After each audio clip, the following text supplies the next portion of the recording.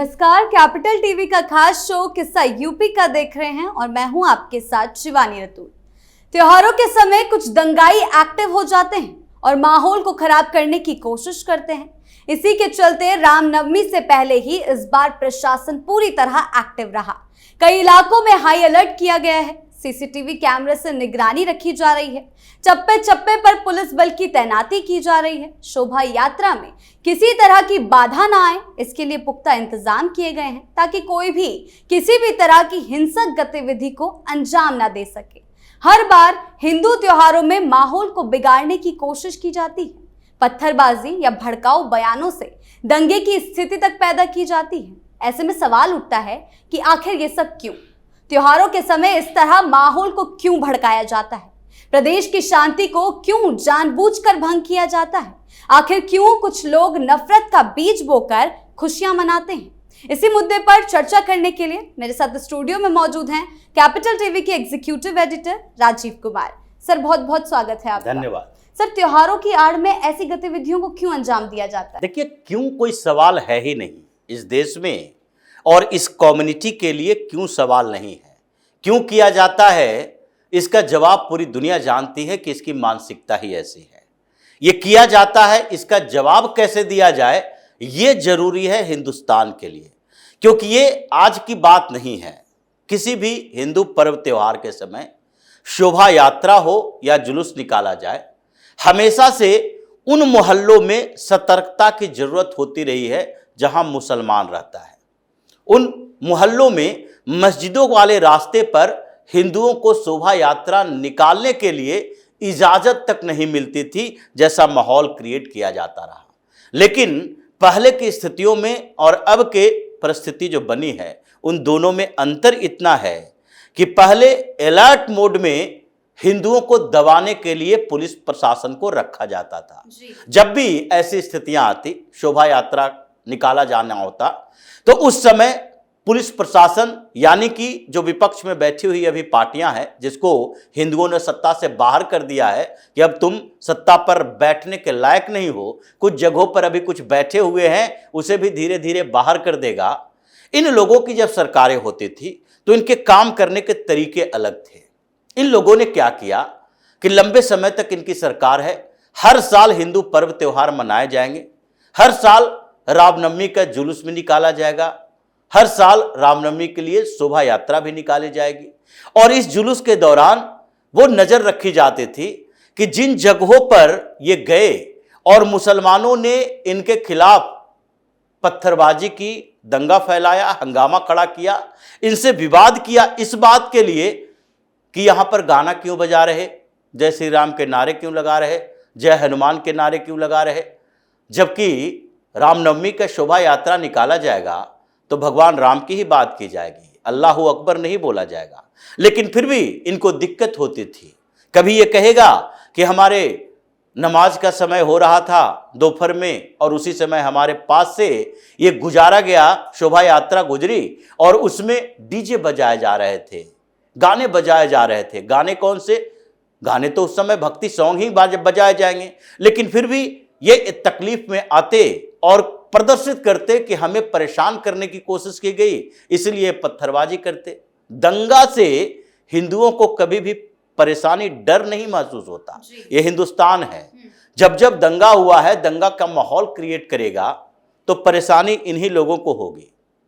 बल्कि सरकारों की एक्टिविटी से थोड़ा हिंदू परेशान रहे हैं।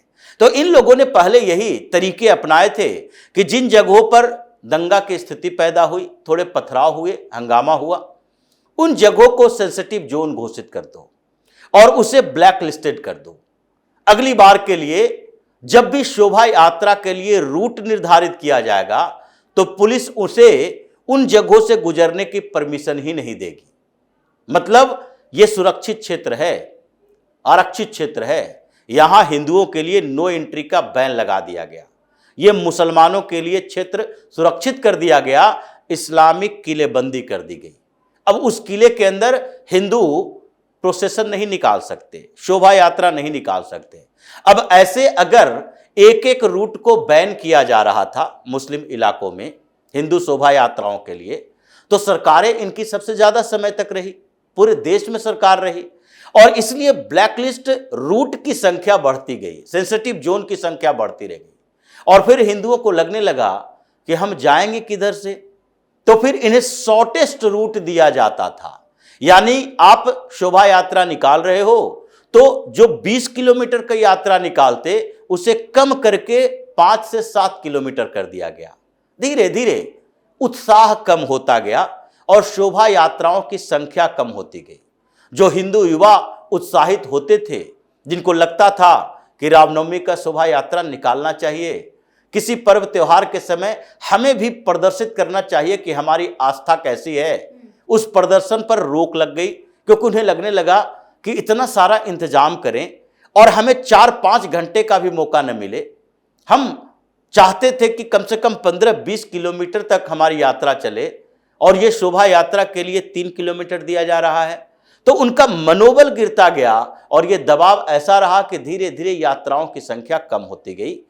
ये मुस्लिम किलेबंदी वाली जगहों पर, मुस्लिम बस्तियों में ये लोग सिर्फ और सिर्फ इस्लामिक नारेबाजी करते रहे और इन लोगों ने समझ लिया कि ये देश हिंदुओं का तो है लेकिन हिंदुओं के कब्जे में नहीं है, हिंदुओं की सरकार नहीं है।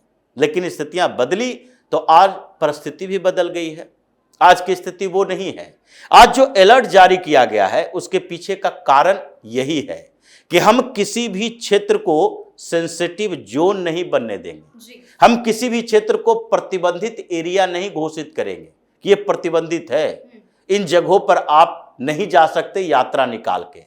हम मस्जिदों के पास से गुजरने पर भी ये औकात रखते हैं कि उन मस्जिदों पर जो पत्थर रखे होंगे उसको उठाने वाला हाथ नहीं होगा। अगर वो हाथ पत्थर उठा लिया और फेंक दिया तो उसके बाद हिंदुओं को जरूरत नहीं है प्रतिक्रिया करने की।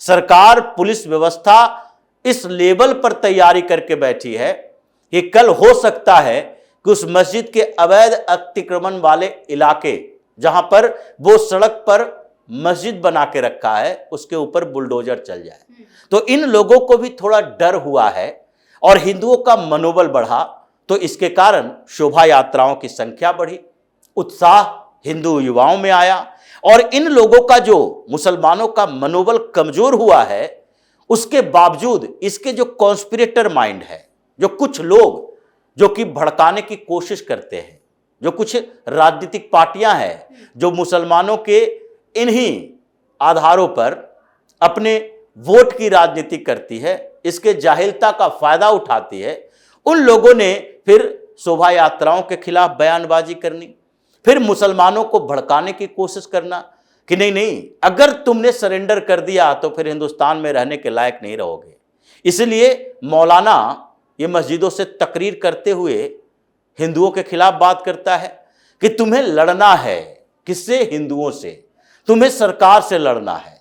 अब लड़ने की बात करते हुए ये मुसलमानों में भी 2-4-5% जो वैसे मानसिकता वाले लोग हैं और जिसके दिमाग में खुराफात चलता है वो कुछ न कुछ ऐसी घटनाएं कर देते हैं। लेकिन परिस्थितियां बदल गई है। अब शोभा यात्राओं में अगर किसी जगह पर पत्थरबाजी होती है तो उस इलाके का मुसलमान समझेगा कि पत्थरबाजी करने वाले को सजा क्या मिलेगी। ये प्रोसेसन करने वाले, जुलूस निकालने वाले, ये शोभा यात्रा में शामिल लोगों की जिम्मेदारी नहीं है कि वो खुद ही हाथ में तलवार बंदूक लेकर चल दें, दंगा फसाद करने की कोशिश करें। पुलिस उनके साथ खड़ी है। इसीलिए अभी अलर्ट जो जारी हुआ है ये इन लोगों की हैसियत बताने के लिए हुआ है कि अगर किसी भी इलाके में, क्योंकि उत्तर प्रदेश है और पश्चिम उत्तर प्रदेश में तो मुस्लिम बाहुल क्षेत्र ऐसे हैं कि कहीं कहीं 75, 80, 85% मुस्लिम आबादी है और उन जगहों पर हिंदू पहले कमजोर महसूस किया करते थे। लगता था हम तो बहुत छोटी संख्या में हैं, कम संख्या में हैं। ये कहा जाता है जैसे दांत के बीच एक जीभ बैठा हुआ है तो उसको कभी भी कटने की संभावना बनी रहती है। वो स्थितियां बदल गई। अब जहां 10%, 15% भी उत्तर प्रदेश में हिंदू है, चारों तरफ मुसलमानों से घिरा हुआ है, वो भी सीना तान कर चल सकता है कि तुम्हारी औकात नहीं है कि तुम मेरे साथ गलत कर सकते हो।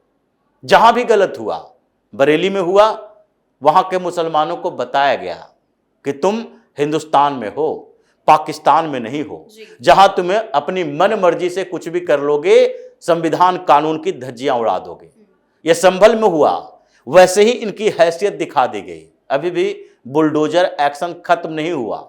जितने लोगों को चिन्हित किया गया था जो ये दंगा फसाद में शामिल था, उन सब को, चाहे वो भाग गया हो, पुलिस की पकड़ में नहीं आया हो, उनके घर के दरवाजे नहीं हैं। कुर्की वारंट पहले ही जारी हो गया था, दरवाजे उखाड़ कर ले गया है, और इसलिए डर तो इसके अंदर है। लेकिन सरकार तत्परता से यह ध्यान रख रही है कि ऐसे समय में अगर एक दो जगह छूट दे दी गई तो इसका मतलब है फिर से इसका मनोबल बढ़ेगा और फिर इसकी संख्या बढ़ेगी। पहले 2 जगह दंगे होंगे, फिर 50 जगह होंगे।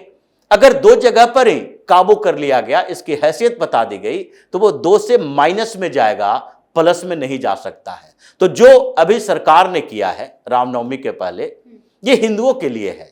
इसे समझना चाहिए कि पहले जो व्यवस्थाएं थी उसमें आपके रूट की संख्या, आपकी शोभा यात्राएं कम हो रही थी, आपके ऊपर एंट्री पर बैन लगाया जा रहा था।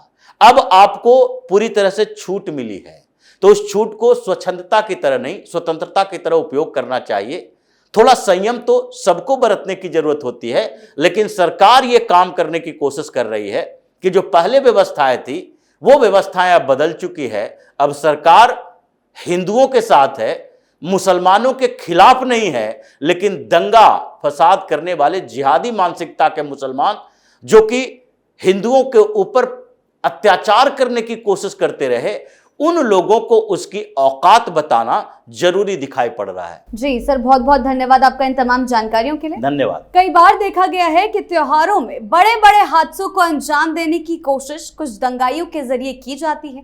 हालांकि अब प्रशासन पूरी तरह एक्टिव है। योगी आदित्यनाथ साफ कर चुके हैं कि ऐसे किसी भी बदमाश को बख्शा नहीं जाएगा। जो भी प्रदेश की शांति और कानून व्यवस्था के साथ खिलवाड़ करेगा, उसे सलाखों के पीछे पहुंचाया जाएगा। अब ऐसे दंगाइयों के लिए यूपी में कोई जगह नहीं है। तो फिलहाल इस खास शो में इतना ही। आपकी इस बारे में क्या राय है, हमें कमेंट सेक्शन में जरूर बताएं। वीडियो को लाइक करें, शेयर करें और चैनल को सब्सक्राइब करना ना भूलें। धन्यवाद।